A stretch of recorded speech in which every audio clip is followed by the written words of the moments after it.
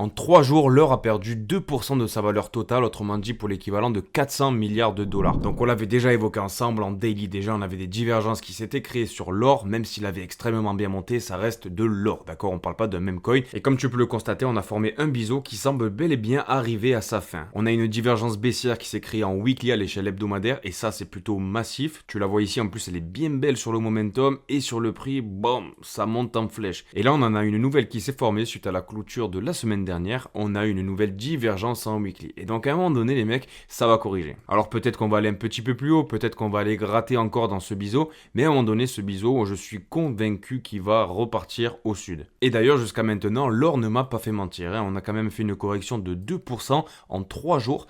Et donc je te rappelle que 2% sur une market cap de 20 000 milliards de dollars, ça représente quand même 400 milliards de dollars. Et ces 400 milliards qui sortent de l'or, ben gros, ils vont dans les riscons. Parce qu'on le sait, l'or c'est la valeur refuge de prédilection encore plus que le dollar américain. Donc à mon humble avis, cet argent qui sort, c'est qu'un début. C'est qu'un début parce qu'à un moment donné, l'or il va se dégonfler. Il y a énormément de personnes qui ont fait beaucoup de bénéfices. On avait une accumulation qui durait depuis plusieurs années les mecs, hein. Ça durait carrément, ben voilà, depuis ta séance, elle a commencé quand? Elle a commencé en 2012. Donc imagine toutes les institutions, toutes les entreprises qui ont accumulé et qui là maintenant sont en bénéfice. Donc à un moment donné, ça va se décharger les mecs et cet argent, eh ben, il va être disponible pour re-rentrer dans les marchés. Tu le sais, je te montre souvent des figures chartistes parce que selon moi, à long terme, c'est ce qu'il y a de plus fidèle. Les figures chartistes en weekly avec les divergences sur le momentum, etc. D'un point de vue des statistiques, des probabilités, si tu manies bien les figures de chartistes, tu peux bien t'en sortir. C'est plutôt réaliste. Ok. Donc je te dis pas que l'or va repartir à 1000 dollars de l'once, j'ai pas dit ça,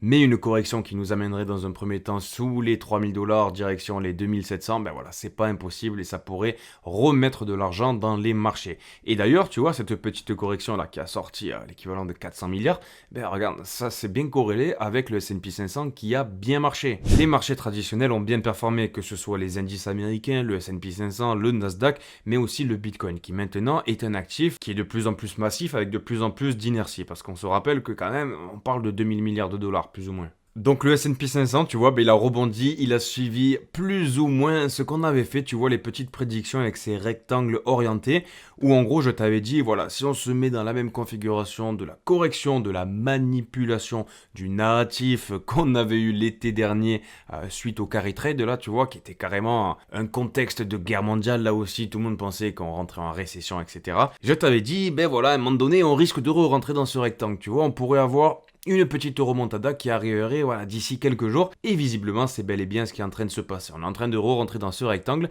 et du coup si on suit le même scénario, on pourrait avoir le S&P 500 qui viendrait retitiller, du moins s'approcher de notre ATH qu'on a réalisé en février 2025 pour ensuite faire une correction, nous faire un beau W des familles et ensuite repartir, pourquoi pas, en avril. Tu vois, ce petit mois, il revient souvent dans nos analyses sur la crypto brève. Si tu me regardes tous les jours, tu vois de quoi je parle. Et donc, ça nous amènerait à faire un nouvel ATH pour aller ensuite direction cette courbe, tu vois, cette espèce de parabole là, tu vois, qu'on tire derrière nous. Je sais pas si tu te rappelles, mais je l'avais extrapolé suite à la correction, tu vois, qu'on avait eu en 2022. On avait eu un départ en octobre 2023 et il semblerait que le marché se calque de très près à cette courbe, à cette tendance. En revanche, le point qu'il faut noter, les mecs, c'est qu'on a une super envolée du S&P 500, des indices américains, du Bitcoin, de la crypto. C'est génial, ok?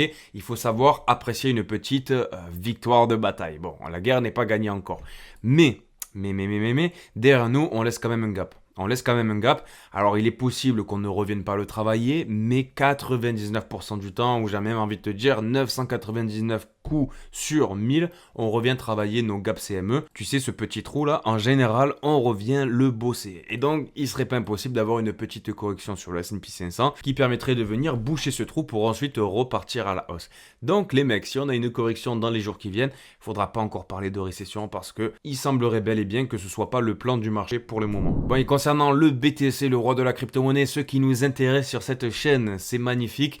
Voilà, on a cassé cette trendline qu'on tire derrière nous depuis maintenant l'ATH de Bitcoin. C'était une résistance sur laquelle on est venu buter à de nombreuses reprises. Et je te le disais, à force de venir la taper, tu vois, c'est comme un rocher, à force de taper sur un rocher avec un marteau, même si tu fais des petits coups, vient un moment donné où ce rocher cède. Et il semble bel et bien que cette résistance a fini par céder. On attend d'avoir voilà, une confirmation avec un sommet qui soit plus haut que le précédent, tu vois, qui était là le 6 mars. Donc c'est un très bon début, c'est une petite bataille qui a été gagnée, mais tout n'est pas encore joué, il ne faut pas vendre la peau de l'ours avant de l'avoir tué, mais c'est un très beau début. De la même manière pour le Bitcoin, là aussi on a un gap CME qui s'est créé, et ce gap, je vais te le dessiner tout de suite, tu vois, grosso modo, voilà, c'est entre là et là. Donc il ne serait pas impossible que le BTC revienne travailler la zone des 84 000 $. Alors je te dis pas que ça va arriver demain, mais tu vois potentiellement ce qui est intéressant, c'est que d'un point de vue chartiste, ce qu'on pourrait obtenir, ce que je vais te faire là, c'est un scénario, c'est de la spéculation. Avec le fait que les indices américains montrent que l'or est en train de se dégonfler, on pourrait avoir potentiellement une hausse qui nous amènerait direction les 90 000 $. Tout le monde commencerait à revenir sur les marchés, à l'angle Bitcoin, parce qu'il se dirait, ça y est, on repart en rallye haussier. Et là, on repart au sud, on vient combler notre gap CME. Donc tout le monde est content, et ensuite, on repart au nord. Et là, qu'est-ce qu'on a fait, mon ami? Oui, non? Eh ben voilà, on aurait fait un épaule, tête-épaule inversé qui là nous amènerait, boum, à main levée, hein, ça nous amènerait grosso modo, si tu prends la profondeur de cette figure et que tu la reportes en sortie de celle-ci, ça nous amènerait aux alentours des 108 000, 109 000 $.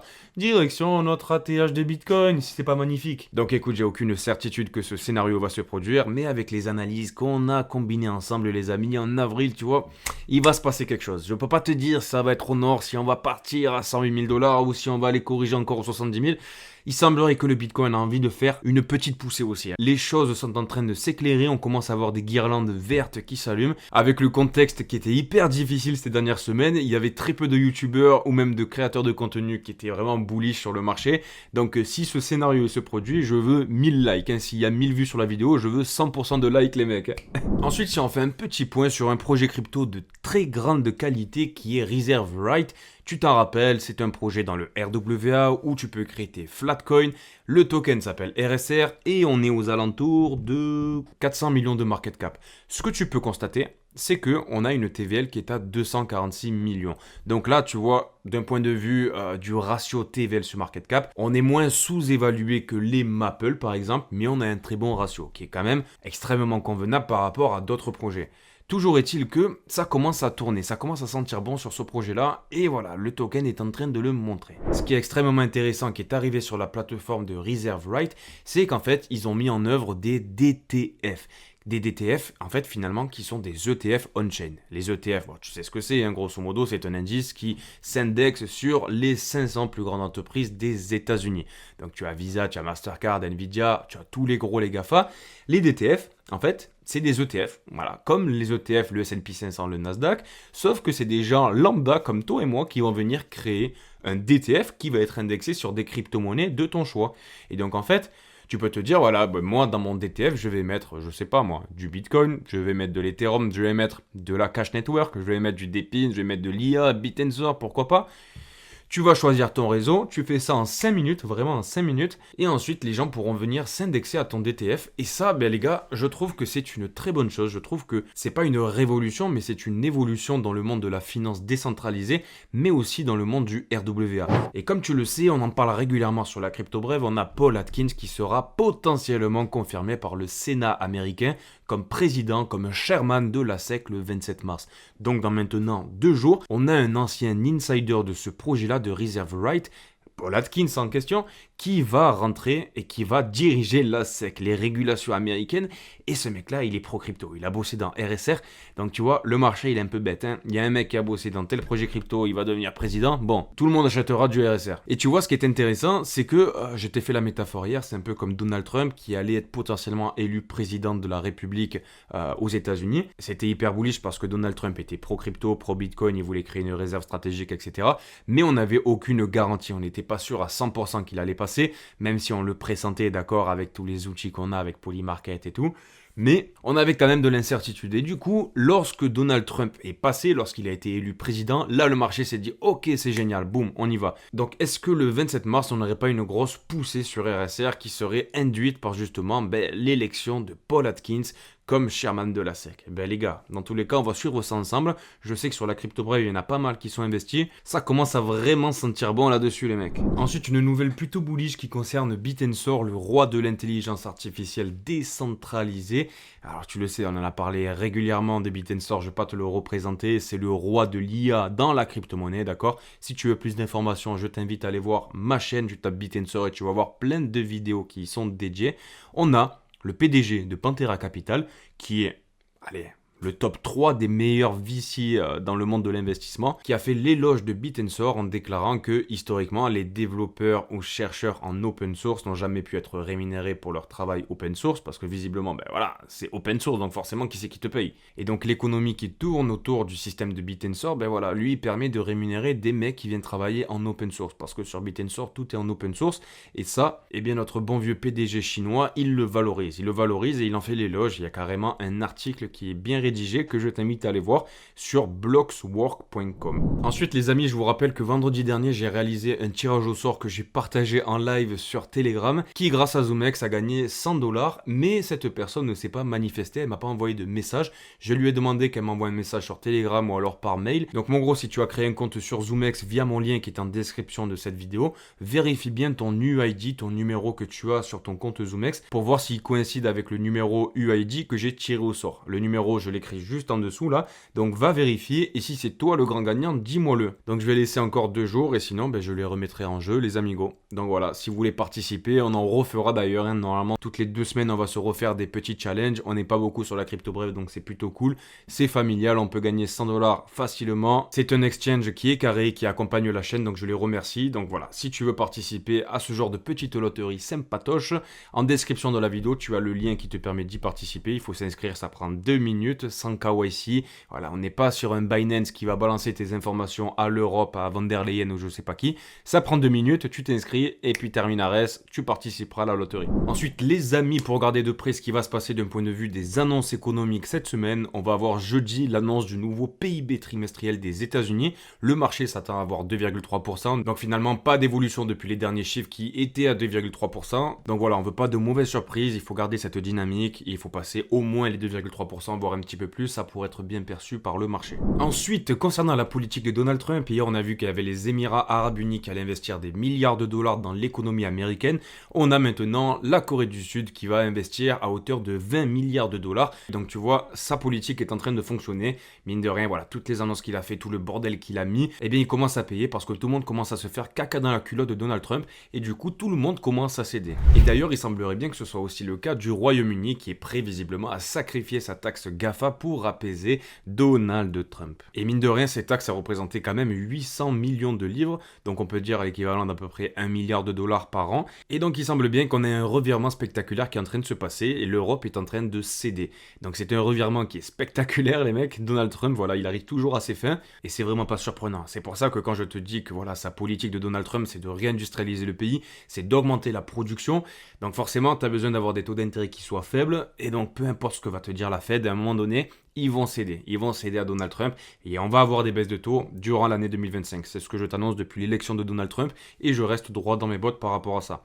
Bref, toujours est-il que pour ce cas présent, il faudra suivre les mecs pour les annonces des tarifs douaniers. Le 2 avril, on aura les résultats finaux finalement avec toutes les décisions qui vont être prises dans cet affrontement commercial entre l'Europe et les États-Unis. Et c'est pour ça que tu vois, le 2 avril, là aussi, ça coïncide là aussi avec ce deuxième trimestre de 2025 qui pourrait être intéressant pour les marchés.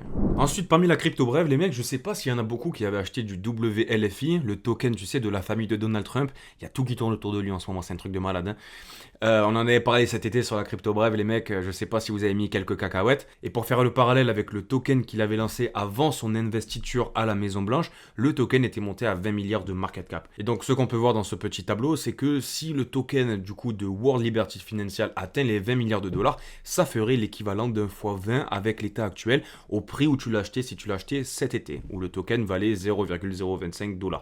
Alors, de mon côté, voilà, je vais pas attendre le x20 parce que j'en ai acheté un petit peu, ok. Parce que c'est pas sûr qu'on ait les mêmes performances, les mêmes dingueries, mais il peut y avoir quand même une très grosse euphorie autour du lancement de ce token. Donc écoute, moi je pense que ça pourrait être intéressant qu'on se fasse un petit live sur la crypto brève lors du lancement de ce token. Dis-moi ce que tu en penses en commentaire et dis-moi surtout si tu as du WLFI, parce que s'il y a personne parmi la crypto bref qui en a, il n'y a pas trop de sens quoi. Ensuite, si on fait un petit point sur la M2 Global Liquidity Index, qui est cette charte jaune que tu as sous tes yeux, cette charte, voilà, je te la représente 2 petites secondes, c'est la moyenne de toutes les monnaies du monde entier. La supply des monnaies fiduciaires peut augmenter ou peut baisser en fonction du programme économique, et grosso modo, ça te permet d'avoir une moyenne de la liquidité qui est en circulation dans le monde entier. Et tu le sais, Bitcoin est un actif qui est extrêmement liquidovore, il adore la liquidité, et historiquement, il s'est extrêmement bien corrélé à cette charte qui représente la liquidité. Ok, Bitcoin agit un petit peu comme un moteur diesel et en général, voilà, on a toujours quelques mois de retard. Et si tu regardes du coup sur le précédent pump de Bitcoin lorsqu'on a eu l'élection de Donald Trump, on a eu en moyenne une centaine de jours. Dans l'histoire, dans l'historique de Bitcoin, on a à peu près 70 jours, 75 jours, ça dépend vraiment. Mais du coup, si tu considères qu'on est dans la même configuration que celle qu'on a eue à la sortie de l'été 2024, où on avait eu un retard de 105 jours, hop, et que tu le décales sur le moment où la liquidité a recommencé à partir, ça nous amène, tac, tac, tac, tac, le 30 avril 2025. Donc voilà, si tu te calques sur les performances passées de Bitcoin vis-à-vis de la M2 Global Liquidity, on pourrait avoir le Bitcoin qui repartirait à la mi-avril, fin avril. Donc bon, ça converge avec tout ce qu'on dit voilà, ces dernières semaines. Dans tous les cas, les gars, on verra ça de près. On est déjà investi, donc voilà, maintenant, il n'y a plus qu'à attendre. Chers collègues, j'espère que tu as aimé cette vidéo. N'hésite pas à t'abonner, à me laisser un like et un commentaire pour me dire ce que tu en as pensé. Toi et moi, on se retrouve demain en tête à tête à 5h du matin. Prends soin de toi, bisous, ciao, ciao.